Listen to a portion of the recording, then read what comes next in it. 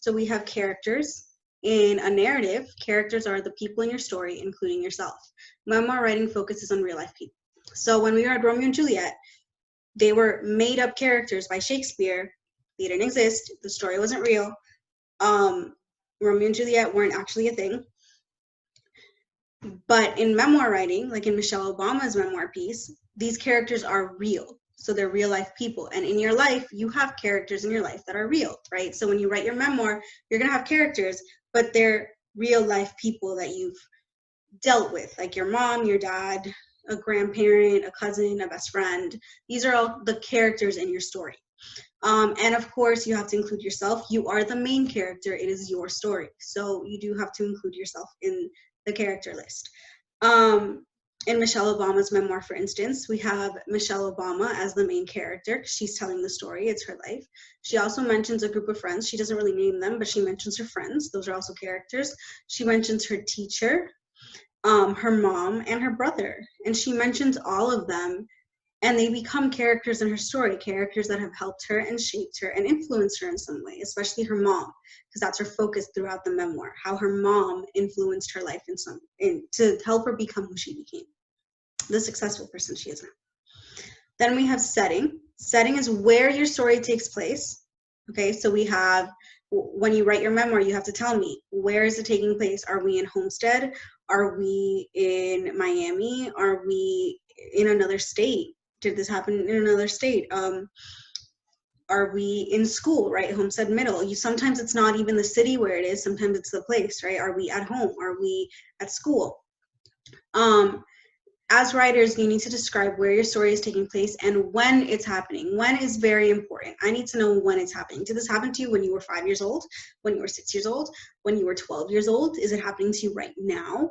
I need to know when it's happening, because as readers, we want to put ourselves in your position. We want to be able to understand your story the best way we can. And in order to do that, you as writers have to help us understand when and where it's happening. That's why setting is so important.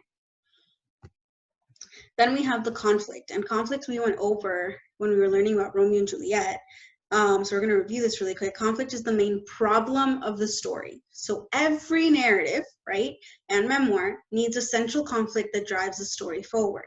So when writing your memoir, you need a conflict. Now, conflict can range from extremely dramatic and intense to not that dramatic and intense. I'm going to give you 2 examples right now.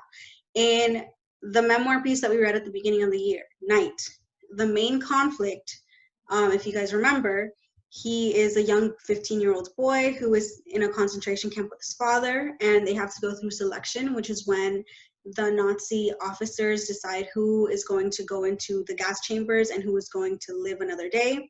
And his father gets chosen for selection. So he's afraid that his father is going to die.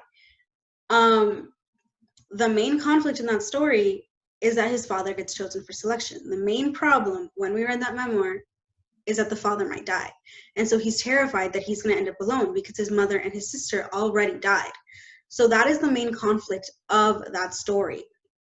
Now, that is a very intense conflict, but it's a conflict nonetheless.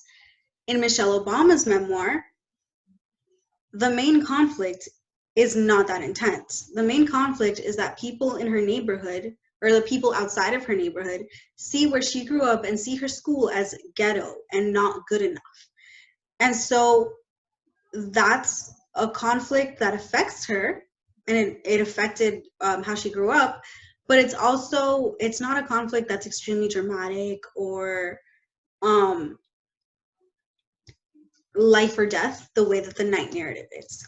And so when we have conflicts, we also have resolution. So resolution is the solution to our problems, the solution to our conflict.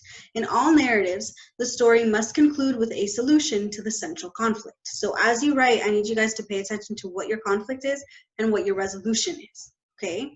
How did your problem get fixed? Now, sometimes, and we're going to see in the example that we're going to read a little later, sometimes the resolution isn't so black and white, and it's not so easy to come by, and sometimes some problems aren't easily fixed.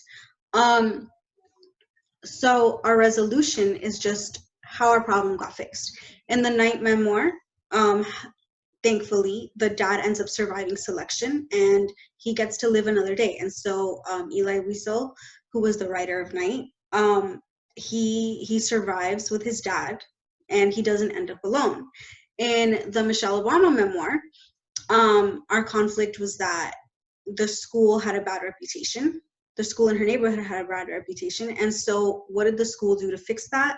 The resolution was that they created a gifted program that Michelle Obama joined, and then it helped her become the successful person that she is now, right? Because it fueled her competitive streak, it gave her the ability to create her own schedule at school, and it gave her a kind of advantage at that school that allowed her to succeed more.